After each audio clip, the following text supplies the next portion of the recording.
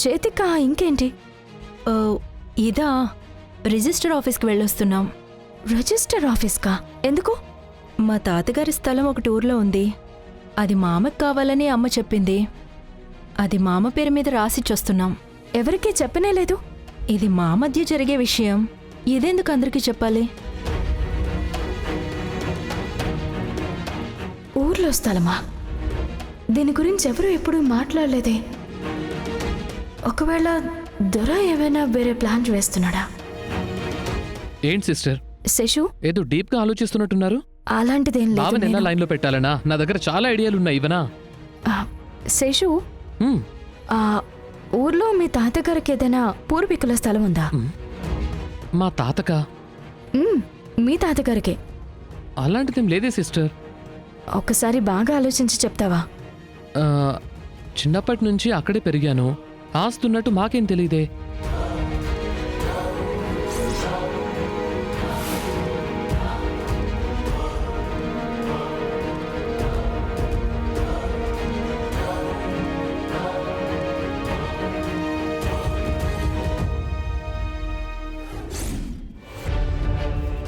ఏమైంది సిస్టర్? ఎందుకు దాని గురించి అడుగుతున్నారు? ఏం లేదు శశు, అత్త ఊర్లో ఉన్న స్థలం గురించి మాట్లాడుతున్నారు, అందుకే. ఓ, ఏదైనా కొనాలంటే మాట్లాడారేమో. ఎందుకంటే పుట్టి పెరుగు నూరు కదా. ఆ ఊళ్ళో మన పేరు మీద ఒక స్థలం ఉంటే బాగుంటుంది కదా. అందుకే ఝాన్సీ అమ్మతో మాట్లాడి ఏదైనా స్థలం కొనాలి అనుకుంటున్నారేమో. దానికి మించి మాకే తాతల ఆస్తులంటూ లేవు. ఏమున్నా ఝాన్సీ అమ్మ దగ్గర ఉన్నదే. సరే సిస్టర్. ఖచ్చితంగా దొర ఏదో ప్లాన్ వేశాడు.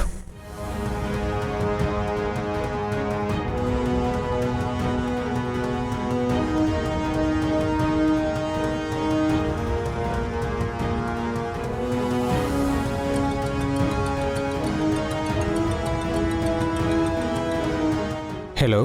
ఏయ్, దొరని మాట్లాడుతున్నా. ఏంటి సార్, కొత్త నెంబర్ నుంచి మాట్లాడుతున్నారు? అవును, ఇలాంటి మ్యాటర్లకు ఎప్పుడు వాడే నెంబర్ ఎవరైనా వాడతారా? చెప్పండి సార్, ఏం చేయాలి?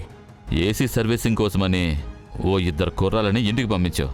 మా ఇల్లు తెలుసు కదా. మా బావకి ఒక ఆక్సిజన్ సిలిండర్ పెట్టారు. అందులో పాయిజనైజ్ గ్యాస్ ఫిల్ చేయాలి. సార్, ఏయ్, ఏంటి? ఇది మర్డర్ కేసు సార్. నాకు తెలీదా? చెప్పింది మాత్రం చెయ్యి.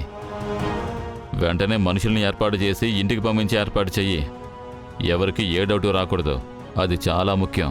సరే సార్, రేపు ఏదైనా జరిగితే నన్ను మాత్రం ఇరికించకండి సార్. ఏయ్, అలాంటిదేం జరగదయ్యా. నేనున్నాను కదా, నేను చూసుకుంటానులే. ముందు ఆ కుర్రాళ్ళని పంపించి పంచుడు. అలాగే సార్.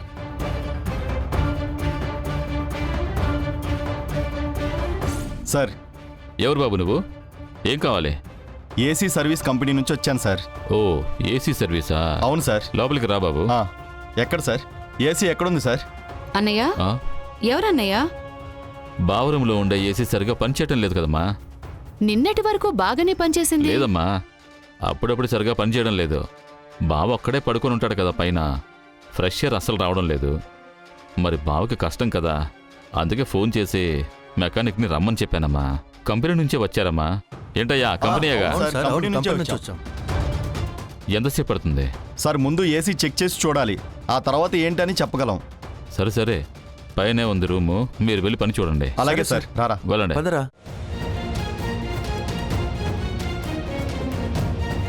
చాలా థ్యాంక్స్ అన్నయ్య. ఏంటమ్మా థ్యాంక్స్ అని చెప్తున్నావు?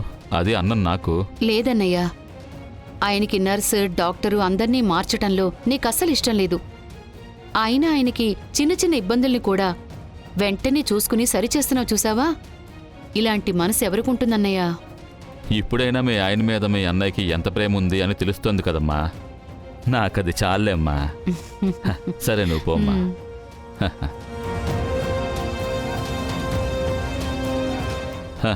ప్రేమ లేదు, మట్టిగడ్డ లేదు.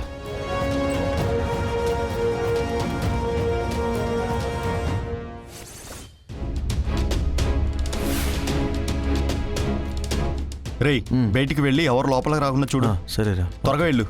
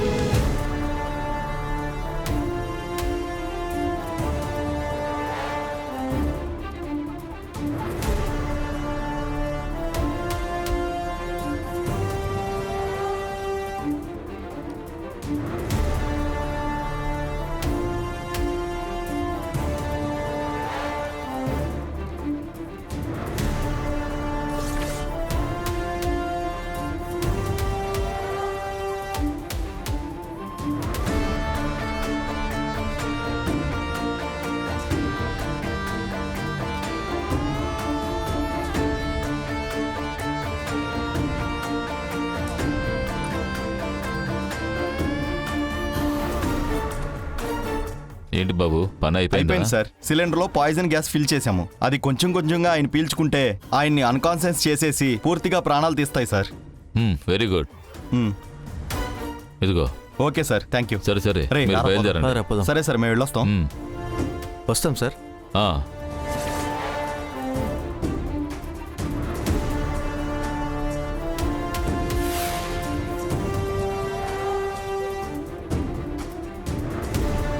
ఏంటయ్యా పని అయిపోయిందా? అయిపోయింది మేడం. ఏం లేదు మేడం, ఏసీలో గ్యాస్ తక్కువైంది. అది తప్ప వేరే సమస్య ఏం లేదు మేడం. సరే, థ్యాంక్స్. సరే మేడం, వెళ్ళొస్తాం. వస్తాం మేడం. రే పదరా పోదాం.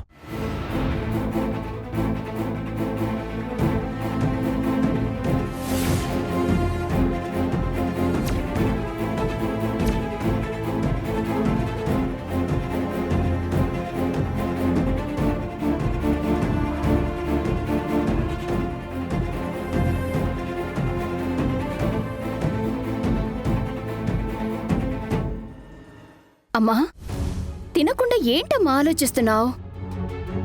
లేదు, తను మనసేం బాగోలేదు. అన్నయ్య గుర్తొస్తున్నారు. మామయ్య అప్పుడే సేఫ్గా ఇంటికి వచ్చేసారు కదమ్మా, ఇంకేంటమ్మా? లేదు, అన్నయ్యకి మళ్ళీ ఇబ్బంది ఏమన్నా వస్తుందేమో అని కంగారుగా ఉంది. మామయ్య కల ఏం కాదులే అమ్మా.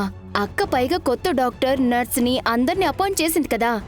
ఆయన తొందరగానే రికవర్ అయ్యి మన కుటుంబాన్ని ఆయనే ఒకటి చేయబోతున్నారు. కావాలంటే నువ్వే చూడు. సరే, నువ్విక కొంచెం తినమ్మా. కొద్దిసేపు అయ్యాక తింటానులే. సరే.